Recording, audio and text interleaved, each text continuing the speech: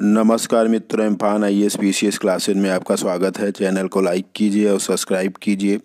आज हम लोग अकबर के पार्ट 2 से IAS PCS तथा अन्य प्रतियोगी परीक्षाओं के प्रश्नों पर चर्चा करेंगे।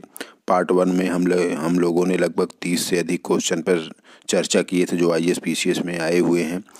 अब इस वीडियो में भी हम लगभग 30+ MCQ पर चर्चा करेंगे, तो टोटल लगभग 60 से ज़्यादा क्वेश्चन अकबर पर आप प्राप्त कर पाएंगे। तो नेक्स्ट क्वेश्चन है कि निम्न में किस मुगल सम्राट ने शिक्षा संबंधी सुधार किए थे? तो ऑप्शन में है जहांगीर, अकबर, शाहजहां या औरंगजेब। तो इसका सही आंसर है अकबर ने। अब इसका पूरा एक्सप्लेनेशन देख लेते हैं। तो मुगल शासकों ने अपने शासनकाल में शिक्षा के प्रचार प्रसार के लिए बहुत कार्य किए, लेकिन अकबर के द्वारा किया गया प्रयास निस्संदेह स्मरणीय है। बदायूं के अनुसार गुजरात विजय के पश्चात अकबर ने अपने पुस्तकालय को अनेक दुर्लभ पुस्तकों से भर दिया था। साथ ही उसने एक अनुवाद विभाग की भी स्थापना की थी।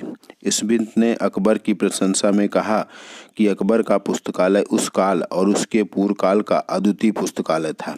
इन सब के अलावा भी अकबर ने आगरा, फतेहपुर सीकरी और कई अन्य जगहों पर आश्रम और मदरसों, जिसे पाठशाला भी कहा जाता है, की स्थापना भी की थी। नेक्स्ट क्वेश्चन है कि किस इतिहासकार ने दीन-ए इलाही को धर्म कहा है? तो ऑप्शन में है अबुल फजल, अब्दुल कादिर बदायूनी, निजामुद्दीन अहमद। उपरोक्त में से कोई नहीं। तो अब्दुल कादिर बदायूनी ने दीन-ए इलाही को धर्म कहा था। नेक्स्ट क्वेश्चन है कि निम्नलिखित में से कौन मुगल काल की एकमात्र महिला प्रधानमंत्री थी? तो ऑप्शन में सुल्ताना बेगम, कोकीयनगा, महामनगा, जोजीयनगा। तो महामनगा एकमात्र महिला प्रधानमंत्री थी। तो अकबर पूर्व आरंभ में लगभग 1560, मतलब अकबर, ये मिसप्रिंटिंग हो गया। अकबर आरंभ में लगभग 1560 से 62 तक अपनी धाय माँ महामनगा और उसके पुत्र अदम खां और कुछ अन्य सगे संबंधियों के साथ रहता था, जिसके कारण अकबर पर इन सभी का काफी प्रभाव था। इतिहासकारों ने इस समय के शासनकाल को पर्दा शासन या पेटीकोट सरकार कहा है। अकबर के वजीर आजम अतगा खान से दुश्मनी के कारण अदम खान ने उसकी हत्या कर दी थी। इसीलिए क्रोध में आकर अकबर ने आगरा किले के दीवार से फेंककर अदम खां की हत्या कर दी थी। तो ये बहुत बार पूछा गया है कि किसकी हत्या अकबर ने स्वयं की थी? तो अदम खां की। नेक्स्ट क्वेश्चन है कि अकबर के राज दरबार में आने वाला पहला अंग्रेज व्यक्ति था। तो ऑप्शन में है Ralph Finch, Sir Thomas Roe, John Hawkins, Peter Mundy. तो सही आंसर है राल्फ फिंच। बाकी तीनों जहांगीर के शासनकाल में आए थे भारत।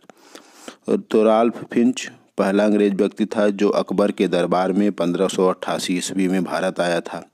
उसने आगरा और फतेहपुर सीकरी दोनों शहरों को लंदन से बड़ा और बेहतरीन बताया था। नेक्स्ट क्वेश्चन है कि अकबर ने सर्वप्रथम वैवाहिक संबंध जिस गृह से स्थापित किए थे वह था?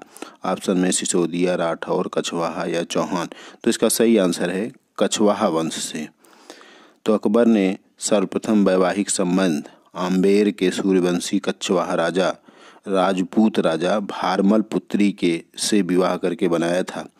कुछ इतिहासकारों के अनुसार उनका नाम हीरकवन या हीराबाई, हरकाबाई या जोधाबाई था। नेक्स्ट क्वेश्चन है कि 1585 में अकबर ने अपनी राजधानी कहाँ स्थानांतरित की थी? ऑप्शन में है लाहौर, काबुल, फतेहपुर सीकरी या मुल्तान। तो उन्होंने अपनी राजधानी फतेहपुर सीकरी से लाहौर स्थानांतरित कर ली थी।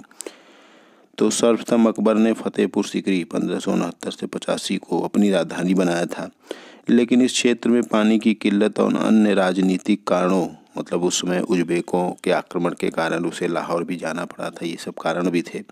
अकबर यहाँ लंबे समय तक नहीं रह पाया और 1585 ईस्वी में उसने लाहौर को अपनी राजधानी बनाया था। नेक्स्ट क्वेश्चन है कि 1585-86 में जिस राजपूत को 5000 का मनसब प्राप्त था वह था? ऑप्शन में है राजा भगवंत दास, राजा जय सिंह बीकानेर का, राजा मान सिंह, राजा सुरजनहाड़ा। तो राजा भगवंत दास को ये मिला था। तो अजमेर से लौटता हुआ अकबर 10 जनवरी 1562 को भारमल कछवाहा वंश की पुत्री हरकाबाई या जोधाबाई के साथ विवाह किया था। भारमल पहला राजपूत था जिसने मुगलों की अधीनता स्वीकार की थी। अकबर ने भारमल को अमीर उमरा, ये बहुत पूछा था किसको दिया था, की उपाधि प्रदान की थी तथा उनके पुत्र भगवंत दास को और पुत्र मान सिंह को अपने राज दरबार में नियुक्त किया था। भगवंत दास प्रथम राजपूत थे जिन्हें सर्वप्रथम 5000 का मनसब दिया गया था। नेक्स्ट क्वेश्चन है कि निम्नलिखित मुगल बादशाहों में किस बादशाह को उसकी मृत्यु के बाद आधिकारिक तौर पर अर्श आसियानी या जिसे स्वर्ग में रहने वाला कहा गया है।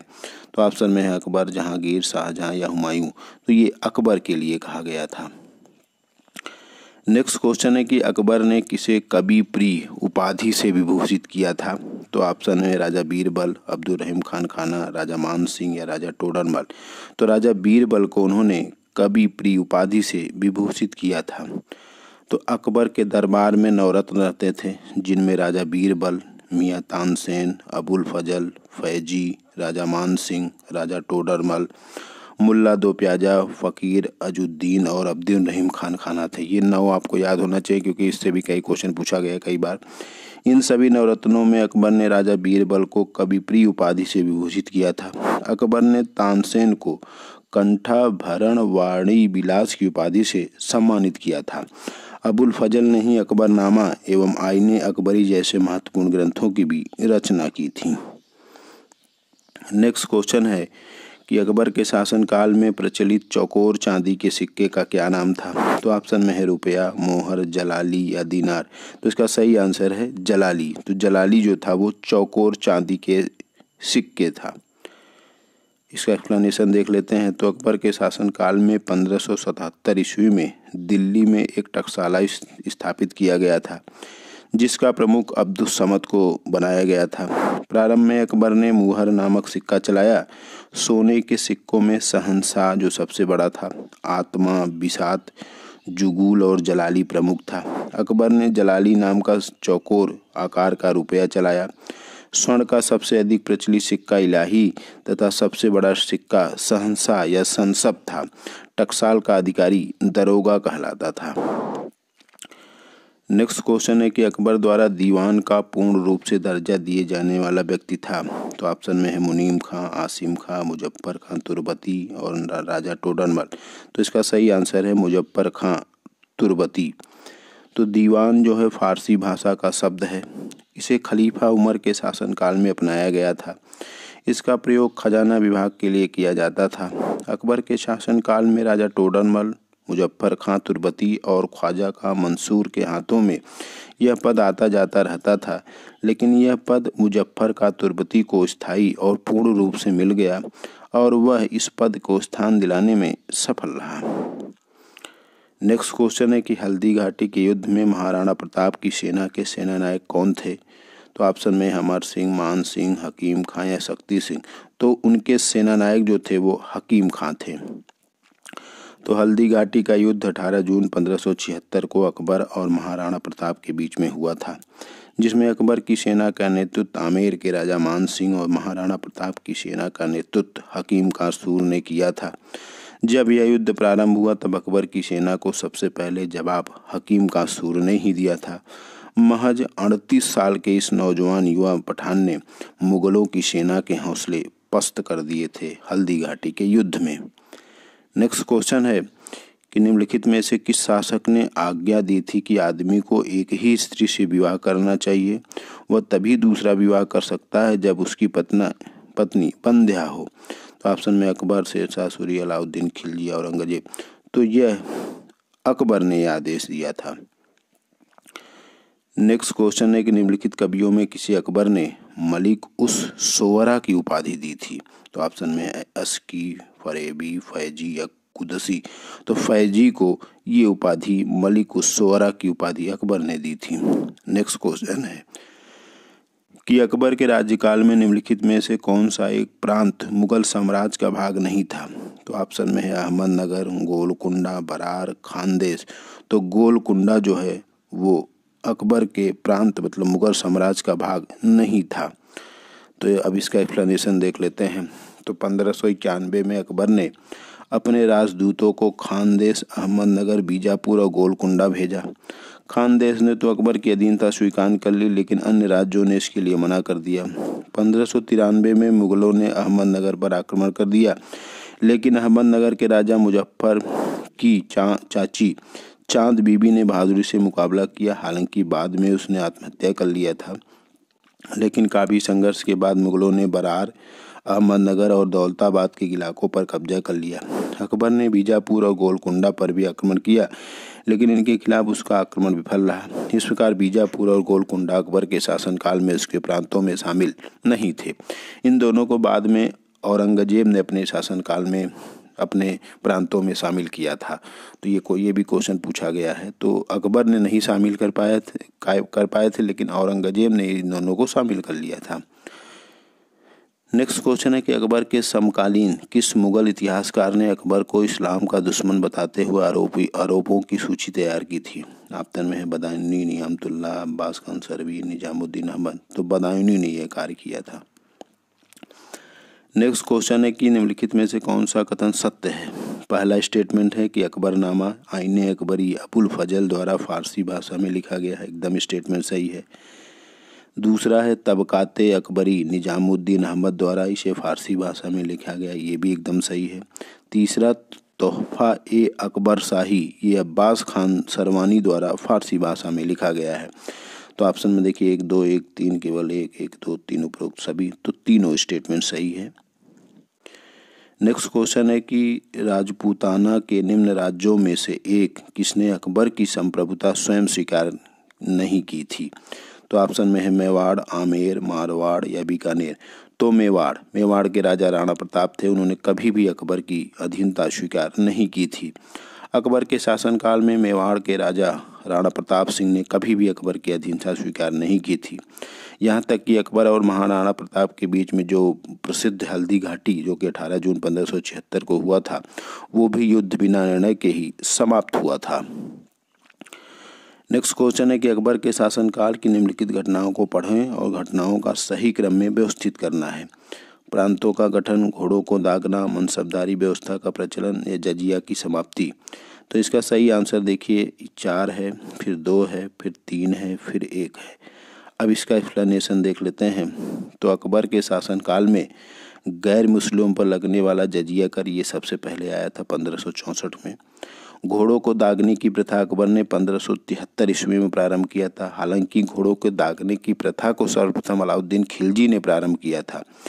मनसबदारी व्यवस्था को अकबर ने अपने शासनकाल के 19वें वर्ष अर्थात 1575 ईस्वी में प्रारंभ किया था और 1580 में अकबर ने प्रांतों के गठन की शुरुआत की। अकबर के शासनकाल में 15 प्रांत थे।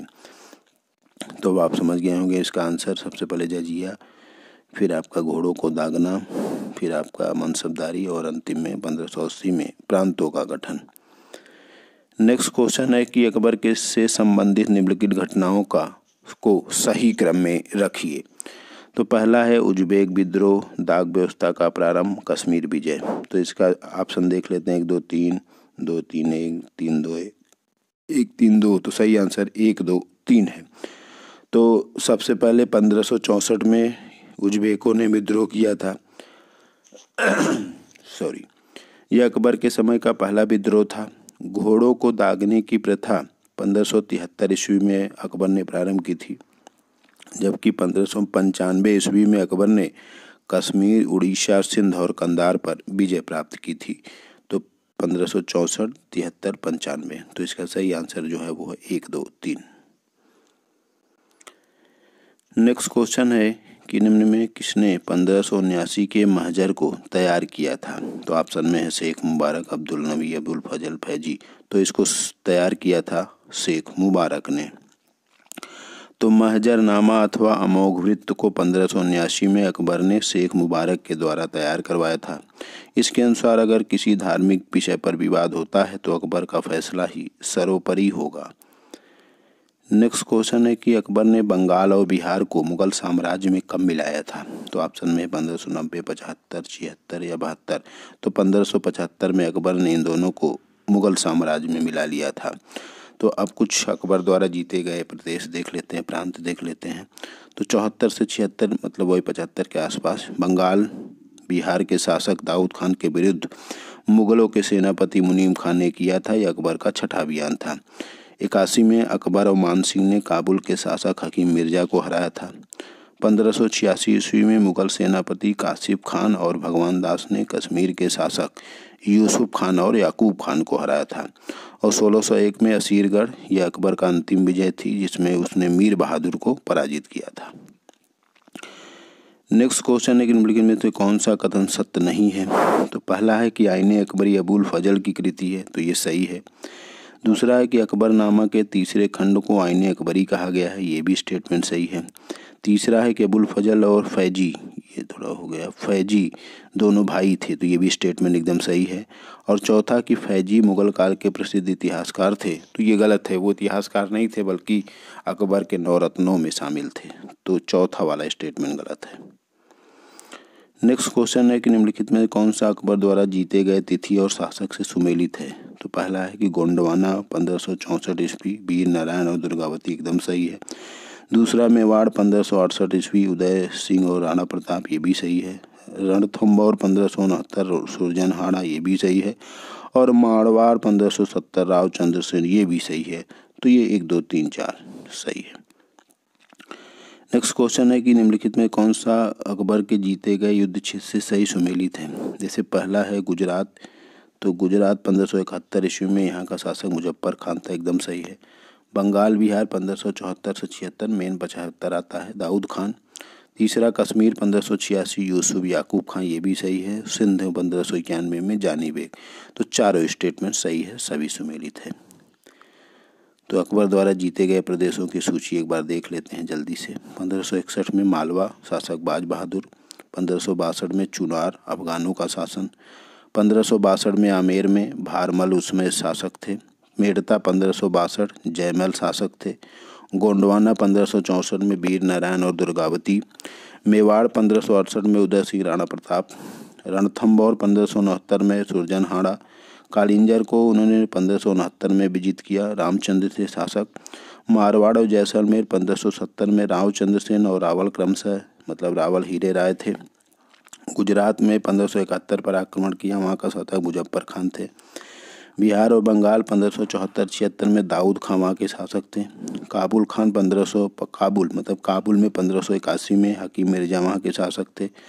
1586 में कश्मीर पर आक्रमण किया, यूसुफ याकूब खान वहाँ के शासक थे। 1591 में सिंध और उड़ीसा को उन्होंने जीता, वहाँ के शासक थे जानी बेग और निसार खां। और अंतिम 1601 में मीरन बहादुर, जो असीरगढ़ का युद्ध था, तो मीरन बहादुर को हराकर इसको अपने प्रांतों में शामिल किए थे। बाबरनामा का तुर्की से फारसी में अनुवाद किसने किया था। तो ऑप्शन में अब्दुल रहीम खान खाना, फैजी, अबुल फजल, अब्दुल समद। तो सही आंसर है अब्दुल रहीम खान खाना। तो बाबरनामा का तुर्की से फारसी में अनुवाद अब्दुल रहीम खान खाना ने किया था। रामायण और अथर्ववेद का फारसी से संस्कृत में अनुवाद बदाऊनी ने किया था, बहुत एग्जाम में पूछा गया है। जबकि महाभारत का संस्कृत से फारसी में अनुवाद नकीब खां, बदायूनी और फैजी ने मिलकर किया था। भागवत गीता का फारसी से संस्कृत में अनुवाद दारा सिको ने किया था, जो कि शाहजहां का लड़का था। नेक्स्ट क्वेश्चन है कि अकबर का मकबरा कहाँ स्थित है। तो ऑप्शन में सिकंदरा, लाहौर, काबुल या दिल्ली। तो इसका सही आंसर है सिकंदरा, जो कि आगरा से 4 किलोमीटर दूर है। रामचरितमानस के लेखक तुलसीदास किसके समकालीन थे। तो ऑप्शन में जहांगीर, अकबर, शाहजहां, औरंगजेब। तो इसका सही आंसर है अकबर के समकालीन तुलसीदास जी थे। नेक्स्ट क्वेश्चन है कि निम्नलिखित में कौन अकबर के द्वारा फतेहपुर सीकरी में बनवाया गया था। तो पहला है जहांगीरी महल, जोधाबाई महल, जामा मस्जिद, खास महल और पंचमहल। तो ये सभी जो है ये अकबर के द्वारा बनवाए गए थे। तो अब अकबर के द्वारा जो बनवाए गए इमारतें थी उसको देख लेते हैं। तो जहांगीर महल है फतेहपुर सीकरी में, जो कि आगरा से दूरी पे है। फतेहपुर सीकरी का महल, जोधाबाई महल, जामा मस्जिद, पंचमहल, तुर्की सुल्तान का महल, मरियम की कोठी, बुलंद दरवाज़ा, बीरबल का महल, शेख सलीम चिश्ती का मकबरा, इस्लाम शाह का मकबरा, आगरा का किला, आगरा में इलाहाबाद का किला, ये सभी अकबर के द्वारा बनवाया गया था।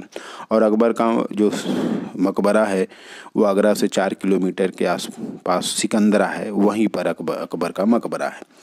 तो आज हम लोगों ने इस वीडियो में पार्ट 2 के माध्यम से लगभग 30 से अधिक क्वेश्चन पर चर्चा की। तो आज मुग़ल काल में अकबर समाप्त हो जाते हैं। लगभग 60 से अधिक प्रश्नों पर हम लोगों ने चर्चा किया। अगले वीडियो में हम लोग जहांगीर के बारे में पढ़ेंगे, जो कि अकबर के बाद अगले मुग़ल सल्तनत के सुल्तान बनते हैं। तो इम्फान IAS PCS क्लासेस को लाइक कीजिए और सब्सक्राइब कीजिए। धन्यवाद।